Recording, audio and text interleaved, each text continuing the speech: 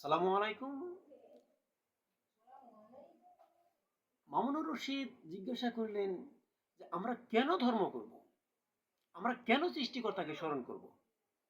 জবাবে বলিলাম, খুব ভালো একটি প্রশ্ন করেছে। আমরা তো নিজেকে রক্ষা করার জন্যই সৃষ্টিকর্তাকে স্মরণ করব, আমরা আমাদেরকে রক্ষা করার জন্যই সৃষ্টিকর্তাকে স্মরণ করব। আমরা কেন ধর্ম করব? আমরা আমাদেরকে রক্ষা করার জন্যই ধর্ম করব।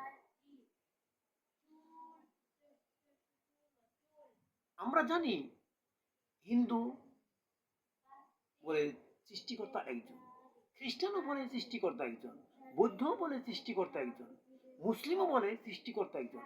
আমরা সবাই জানি সৃষ্টিকর্তা একজন, কিন্তু তারপরও কেন এত ধর্মের ভেদা? আসলে ধর্ম কোনটা? হিন্দুই ধর্ম, বৌদ্ধই ধর্ম, খ্রিস্টানি ধর্ম না মুসলিমই ধর্ম? সৃষ্টিকর্তাই যদি একজন হয় তাহলে ধর্ম কেন এত? ধর্ম, আসলে ধর্ম কোনটা? আসলে তো ধর্ম সেটাই যে ধর্মের মাধ্যমে নিজেকে স্থানান্তরে রূপান্তরিত করা যায়,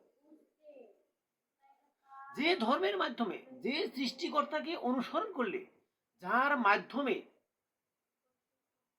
কাঁচা দেহটা সম্পূর্ণ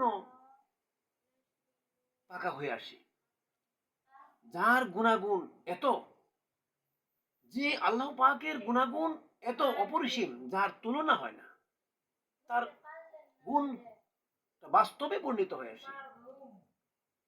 ধর্ম তো সেটাই, যার মাধ্যমে যে গরিল তারও স্থান রয়ে গেছে, যে গড়ল তারও মান রয়ে গেছে, এবং আগামীতে গড়বে তারও